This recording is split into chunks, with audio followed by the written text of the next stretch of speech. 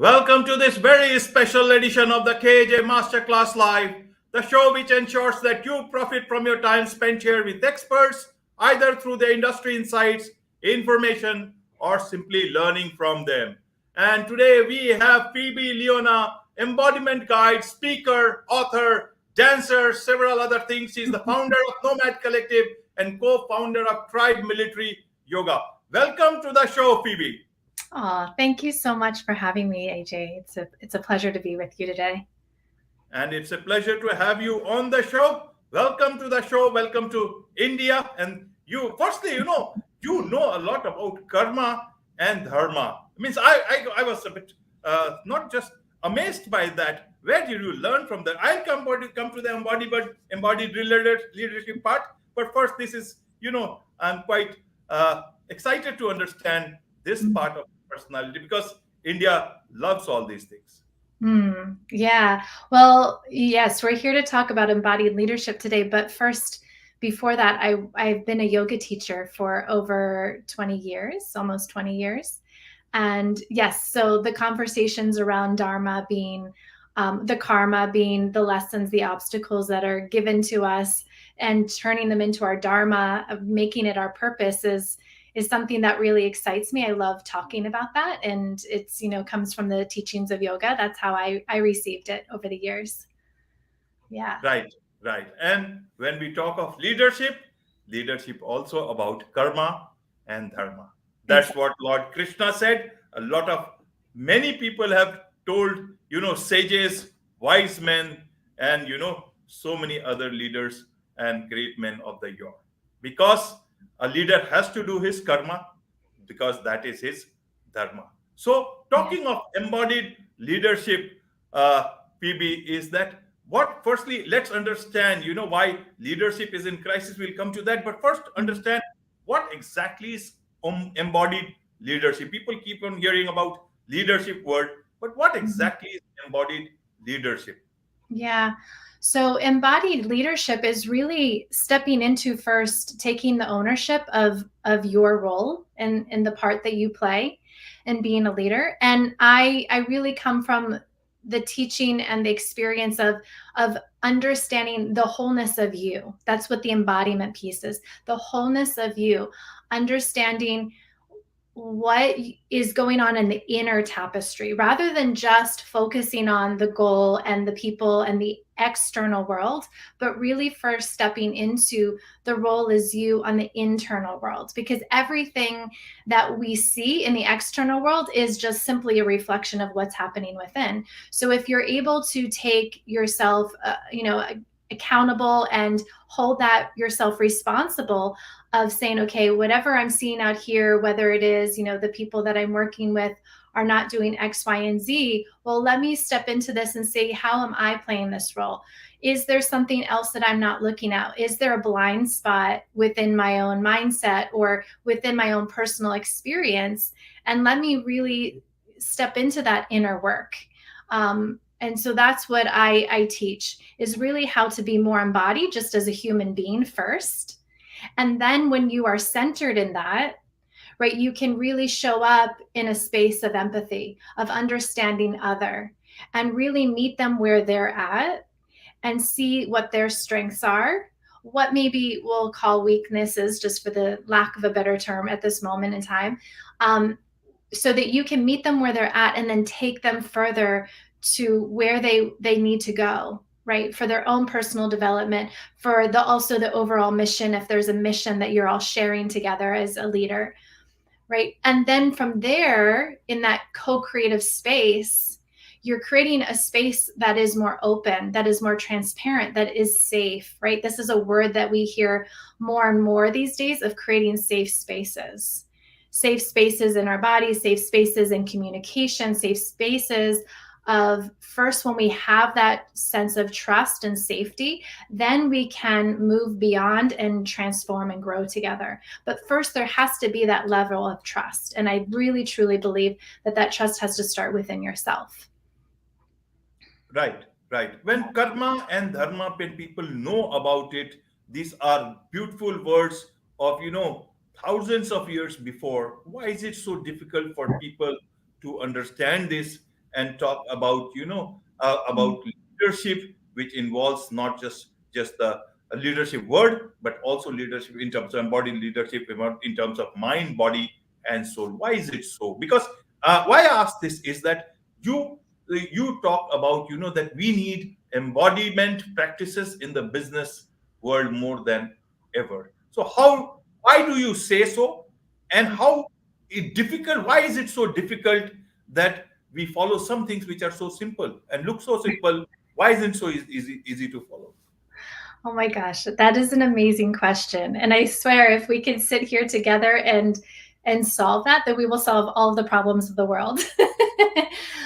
But we'll start here in You that. are a guide, you are an embodiment guide, Phoebe. Yeah, but and I'll speak from the West, right? This Western mentality of seeing something outside of ourselves, seeing something that we want or desire, right? And we see it as something outside of ourselves, so we act in that place.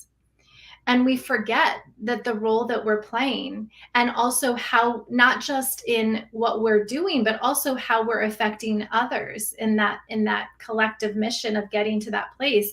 And so it is so simple. It is so simple. If I just take care of myself, if I truly ask and align with what I desire and what my purpose is, right? Everything else will fall into place. It is my dharma. Everything will truly fall into place. And I know I don't need to know all of the steps to get there. I just need to know the next step to take. And the right people will fall into place too, because they're also aligned with that mission. And so if we really just take that next step, but this is where I believe, I'm speaking from the West, where it gets lost because we're so focused on the end game. What's the destination? What's the outcome? What are the results? What's the P&L report, right? And we have to really go, okay, what do we need to do right here, right now, right? And really be okay with whatever it is.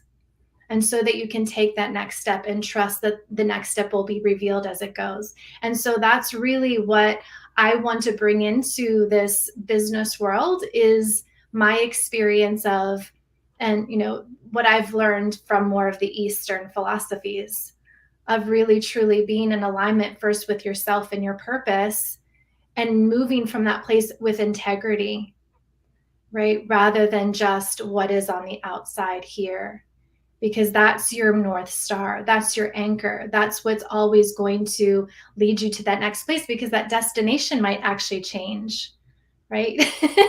We might think we know what we want. We might think we know what the mission is, or that result that we want, but it actually might change completely. And so when we understand that, we can really move in a place, like I said, with integrity, with a co-creative experience. We call in the co-creators that are going to support that journey, right? And we can support them as well, instead of what's in it for me. That's what Right. I think comes up a lot, is like, what's in it for me? I'm not going to join this mission that I want to, unless I know what's in it for me. What's the end result? Right, Phoebe. You see, this leadership problem, or in terms of the way corporates are, these problems are not just in the West. Now it is everywhere, Yeah. including in India, in the eastern part of the world, where we have so much of wisdom. In every book that you read, in every corner of the street that you go, there is a wise man who will certainly talk about these things. But somehow we seem to have missed the bus of taking the right, taking that right path. The bus has missed the right path, actually. So to understand from you, Phoebe, is that why is it, when we talk, I just looked at, the embodied meaning of embodied, and it Mhm. says to be an example of something. So when Mhm. we talk of embodied leadership, uh, when what should be leaders example of? If we look at it, if we give them some guidance or guiding principle, we don't know if they'll be a lot of them will be able to look at the dictionary, even though it's on their phones.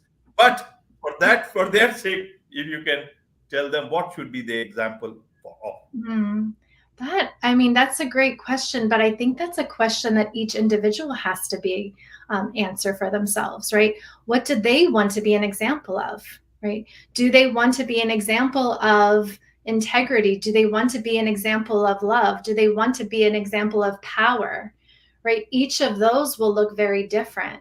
And so once you answer that question, that's really like what I do. A lot of my teaching is asking, what is your why? What gets you up every morning? And so once you align with your why and what you want, then you're going to look at towards the people that are examples of that, right? And then you're going to look at the qualities that they embody. And then you're going to ask yourself, how can I embody those myself? Doesn't matter what my story is behind me, right? Because we can also get lost in what's behind ourselves. And those are beautiful experiences to bring with us that mold us. But they're also, we want to make sure that we don't get trapped in that story, especially if there is challenges that kept us in some sort of loop, right? Of victimhood or of anything that pulls them away from their center, right? So we want to look at, okay, where do I want to go? Where have I come from? What is that example that I want to be? But how can I bring the experiences that I have behind and integrate as I go and continue to move towards that? And so it's really, I think that the journey is really a deep inquiry. And that is what I think is the most challenging for a lot of people, is that inquiry can be, right, you're looking at all of yourself. What I think of embodiment is embracing everything that you are. And that means the shadows as well as the light. And a lot of people have a hard time looking at the shadows and holding themselves accountable for them. And saying, how can I grow from this, right? Not just saying, oh, this happened to me, I'm going to put it in the closet and not look at it anymore, but let me bring it into the light and see actually how did it mold me and how can I grow from this?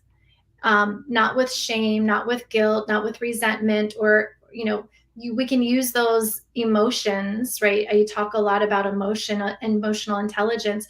We can really use the emotions as intelligence for where we sit with that, right? If I want to be an example of love and I see something inside of myself that is not love that I put in the shadow, right? Well, how can I bring that and say, okay, how can I use that past experience that I have that pulled me away from that love, self-love or love of other, right? How can I use that as a catalyst for change to realign with my mission of being an example of love? And that's Right. really where transformation occurs. Right. You have shared, there's own embodiment practice, MVT 109. What exactly is this, and can this help a lot of people or leaders, managers who are not following the path of karma and dharma? Mm. What is it? Does it do that path correction, course correction? What exactly is this?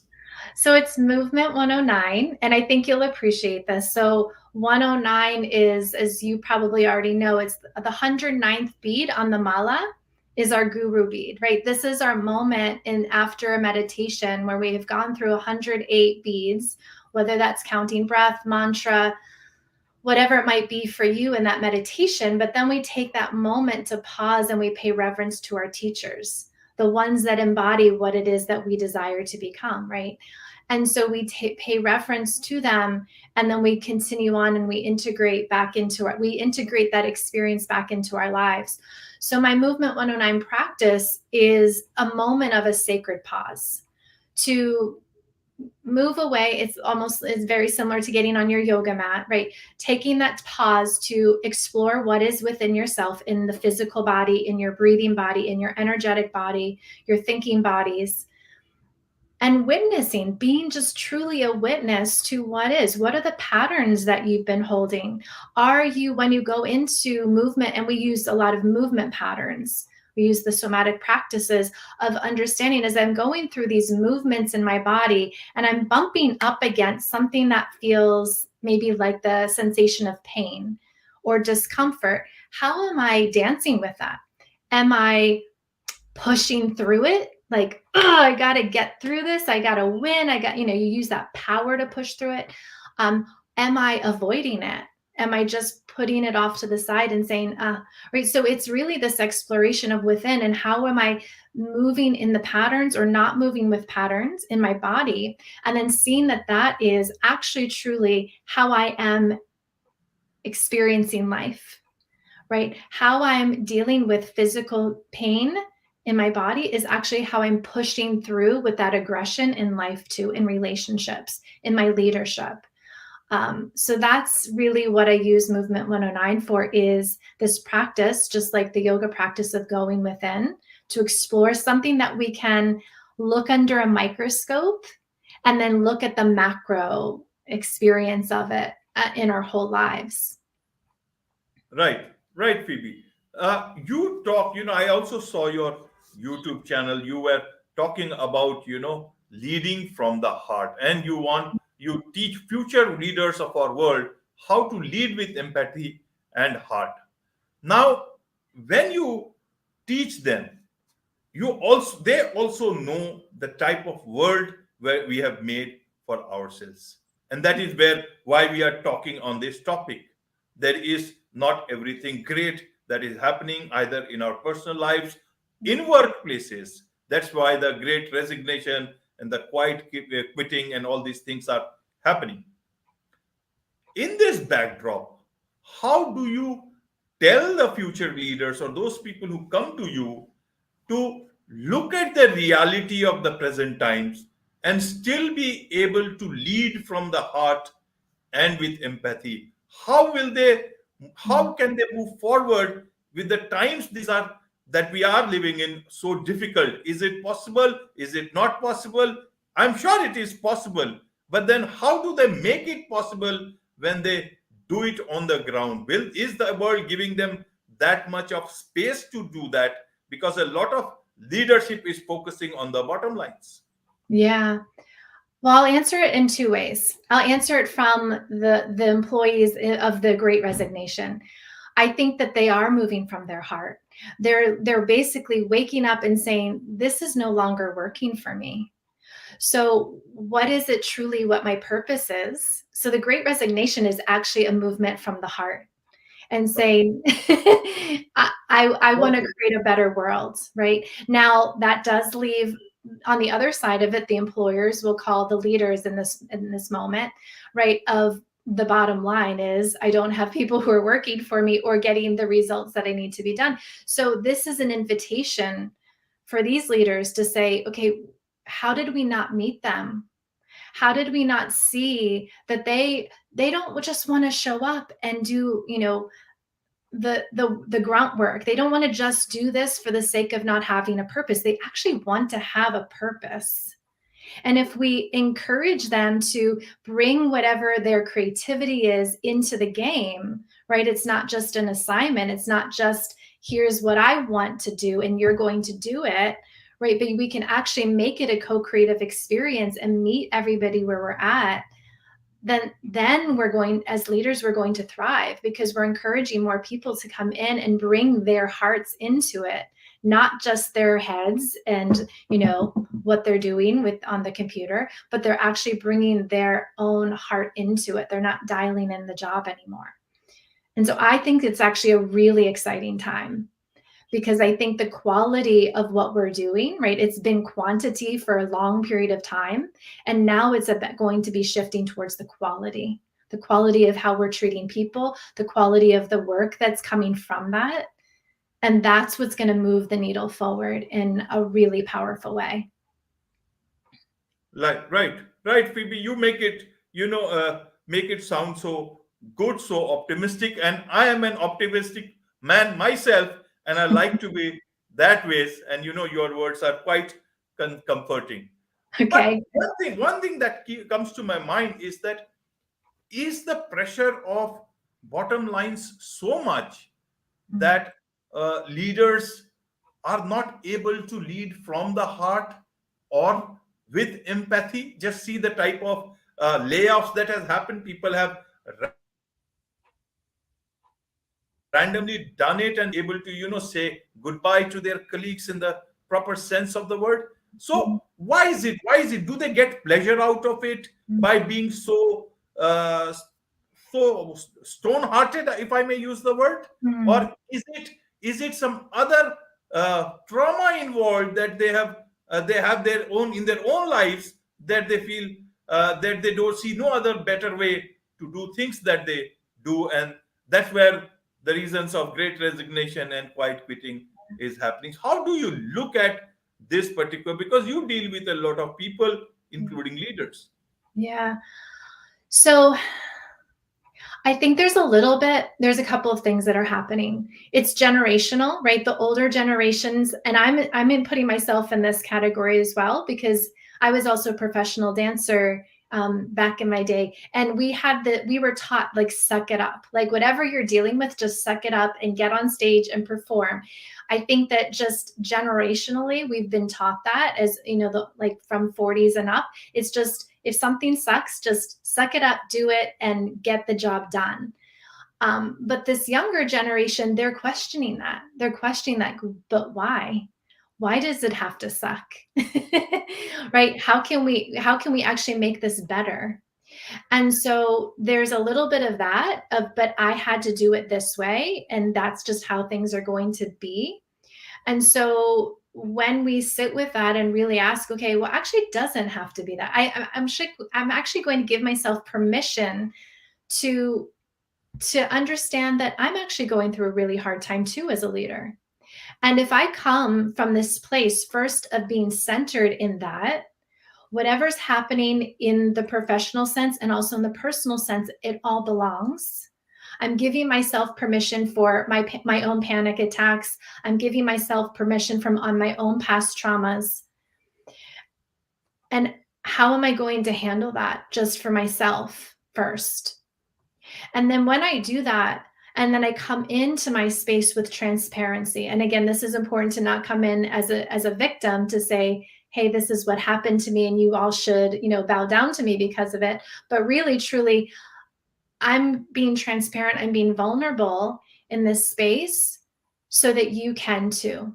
Because we've all been, in the past 3 years, gone through a collective trauma of the pandemic. And so if we can all just start to meet each other where we're at, things will start to change. And this isn't going to happen overnight, because it first has to start with ourselves. And like I said before, this is the hardest part of it, is starting with ourselves. But giving ourselves that permission. I don't think that we have given ourselves that permission for a very long time, for many generations. And so if we can start to give ourselves that permission to accept all of ourselves, the challenges that we face every day in the workplace, the challenges that we face every day at home, then we will start to give other people the grace as well, right? But we have to give that grace to ourselves first. Right, right. Yeah. And is this you do at the nOMad Collective and Tribe Military Yoga? Tell us about these great things that you are doing. Yeah. So nOMad is my umbrella company. We do so many things at nOMad, including my movement practice that I spoke about. We also have a corporate wellness program. So we are going into the workplace and offering the tools of yoga, the tools of embodied leadership. But then we also have Tribe Military Yoga. That's our nonprofit. And I was invited into working with the military. I'm based in New York in the Hudson Valley, and West Point is there. And I was invited to teach a yoga teacher training there about 6 years ago. One of the majors there was impressed with our training and said, we need to bring these tools to the cadets. And so that's what we did. We started to lead 200-hour yoga teacher training to the cadets. And then it expanded beyond. So now, because of COVID, we went online and we've been able to reach active duty around the world in the United States military primarily. And we're teaching them how to integrate the practices of yoga, but also to see that the practices of yoga are already in the military, how they visualize a mission, how they do their target practice is, that one pointed focus. And so when we can start to see that they're not just there to prepare yourself as a warrior, but also to give you these practices to maintain your nervous system, right? So you're not always in the fight or flight, but also you can regulate the practices to be in your parasympathetic nervous system to empower you to make more grounded choices to keep yourself and others safe. That's really what we want. That's really what our mission is at Tribe, because there's a lot out there. And it really started from my why was my father was a Vietnam vet, and he came back with severe PTSD, which, you know, we didn't have that terminology in the early 80s, but he definitely had it with flashbacks and rage and violence. And so when he passed away in 2013, I knew that I wanted to help other people who had dealt with trauma, specifically related to the military. And there are things out there through the VAs, but I thought, but what if we could actually give these practices on the front end, right? To empower them, not just to fix them, but actually to empower them. And I think that that is why I love teaching the leaders in the military, because that's going to trickle down and really shape the way that the warriors are of our you know, of our military, will change the way that they move through the world and really come back to their why of being of service, right? Of being of service. And that's really what we're all here for, is to be in service. Right, right, Phoebe. How do people connect with you then for both the things, for the Nomad Collective and the Tribe Military Yoga? Yeah. In general, I have my website, phoebeleona.com, and that will lead you everywhere, to nOMad, to Tribe. We do have websites for each one, so Tribe, Military Yoga, as well as the nOMad Collective. And yeah, it's on social media. You just find my name and there I am. It's, yeah. Right, and in you have written this book, the Dear Radiant One, a story of emotional recovery and transformational guide. What is this about? Is it some sort of a memoir or something? It's a little bit of a memoir and a transformational book. It is my story, particularly my relationship with my father, as I shared. He was my primary caregiver, so his trauma greatly affected my childhood and was rather traumatic. So I share that relationship and then the healing practices that really helped me as an adult find my way to remembering my mission in life is to here to be to serve others. And so when I wrote this book, I said, okay, don't want to just write my story, but I actually want to be in service to others. So I write the book in writing letters to the emotions. So I write letters actually traveling through the chakra system. So I write letters in the chakra of, you know, the root chakra, right? We have in the trust, right? Building trust in the root chakra. And if we don't have that, if there's an imbalance, there's fear. So I write letters to both fear and to trust.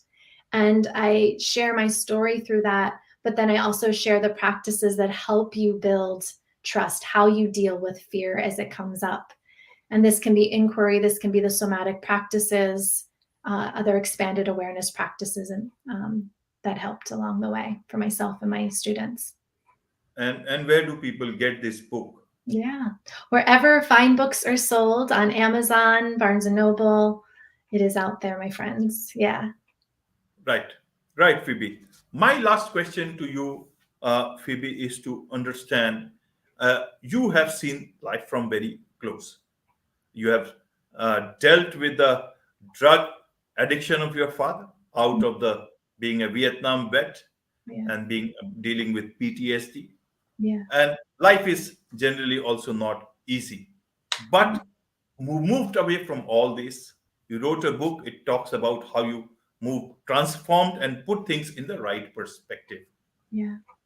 What would you, because that's a very positive thing. Not everybody is able to do that, and they carry a lot of negativity in their lives.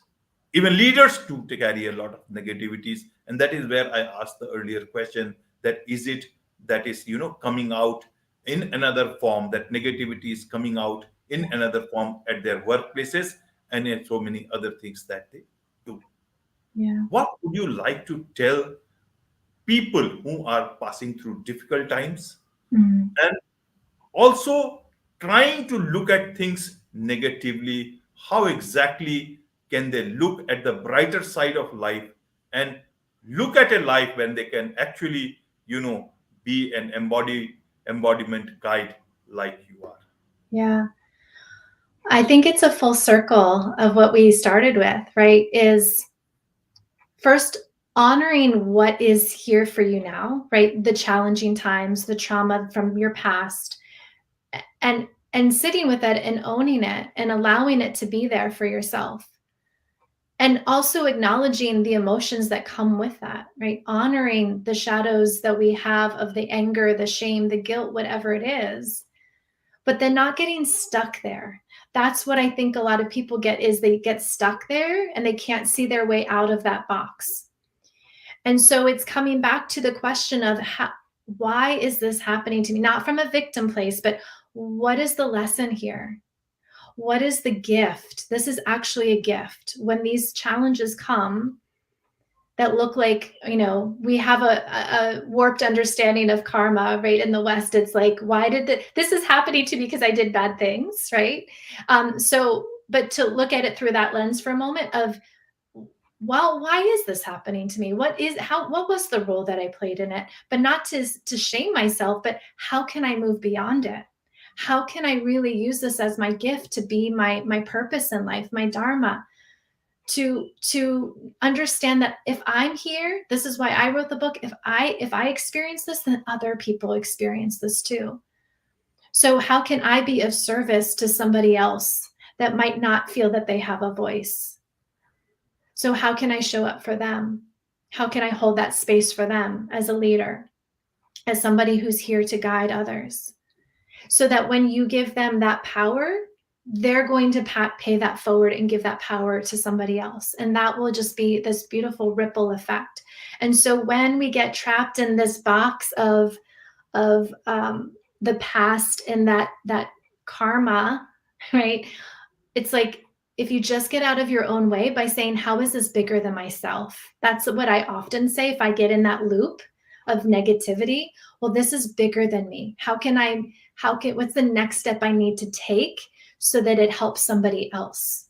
And then my own like self-worth stuff or whatever it might be, those conversations that keep me in that negative loop, well, just get out of the way, because it's now not about me. It's about the bigger vision of life, the bigger purpose of life. And then that will heal me, right, in the end. Because if I'm stepping out of the way to heal someone else, that will come back to me. That is part of our karma, right? Is to be of service to others. And you will start to see that, and then you'll want to do the more of it. You'll want to continue more, and you'll continue to expand. And then you will be an embodied leader. Yeah. Right. On this note, it's a wrap on this very special edition of the KJ Masterclass. Thank you so much for joining us. Thank you. Thank you, AJ. It's a pleasure.